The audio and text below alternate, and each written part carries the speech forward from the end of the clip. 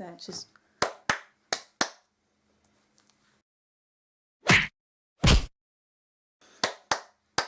2nd of August, yay! So, a long time ago, well not really a long time ago, but a substantial amount of time ago, I posted a video called 10 Ways to Deal with Anxiety. I said I had planned a little summit for people who love someone with anxiety and 10 ways to kind of deal with someone that has anxiety like that. So that's what I'm going to be doing for you today. I think the single most important factor of loving someone with anxiety is, number one would be giving them space because they need time to breathe, but not too much space because then they might combust. You need to make solid, concrete plans. Know, oh, we might do this, maybe this will happen. None of that shit. Cut the crap. Remind them of good things during a panic attack. One of my favourite things, like, to hear from people is stuff that we've done in the past, things that I've been doing in a happier state, like, hey, remember when you were borderline drunk and you still smashed everyone's butts at Mario Kart? I just like things like that, and I don't know, it reminds me of a better time and a better place. It's important when you're loving someone with anxiety, especially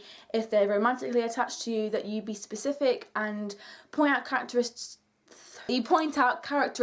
that you like about their personality or their looks or something that they do. For example, you could say, I don't know, like someone's dress looked fabulous on them. This is a trick to being more confident when you have anxiety. When you tell anyone, really, whether they have anxiety or not, that they look good in something, they'll automatically start wearing it because they think they look good.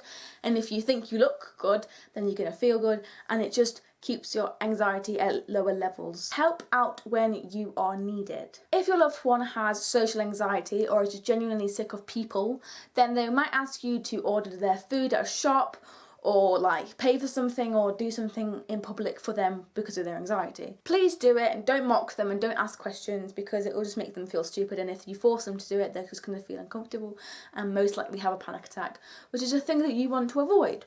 Leading on from that, once you've helped a lot with your significant others or friends or whatever's anxiety, when this person is ready, and the key word is ready, when they are ready to challenge their anxiety and do things that particularly don't comfort their zone, make them do it themselves.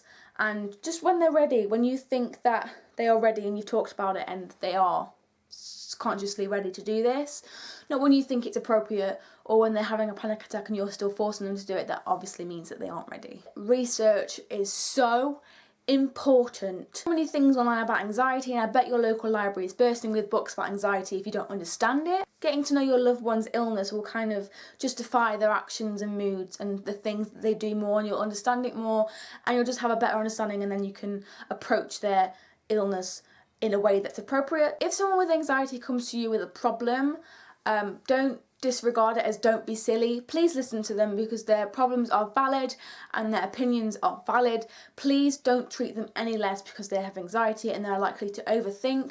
Please treat their problems as someone who hasn't got anxiety and just has everyday problems. Please don't blow their problems off of nothing, because clearly the problem is a big thing because it's causing them to panic and have panic attacks, and that's the thing we don't really we want to avoid. We don't want it to happen at all. Just saying calm down literally helps no one in the planet. People who have suffered with anxiety long term will have techniques and routines to calm them down in this certain situation, so saying calm down is literally not helping them in the slightest. Whatever those may be, please make them feel comfortable and welcome doing them either in public or in private, or just even doing them with them, because literally meditation and breathing exercises is for anybody, not just people with anxiety. Even if you can't be there for them physically, please be there for them vocally and kind of walk them through it, and even the opposite way, if you can't be with them vocally, be with them physically, and just, I don't know, just be there for them and make them feel comfortable while doing their breathing exercise, because I know how embarrassing it can feel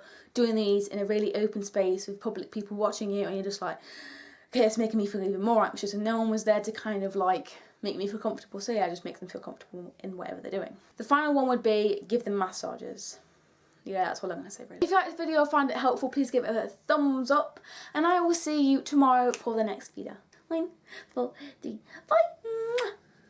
I have decided to do Vida simply because A, my summer holiday is shit so far and I'm busy. Things in my life have been happening recently and I don't want to remember them. I want to put new content on my channel before I go to college, and I want to gain some subscribers. And alongside this,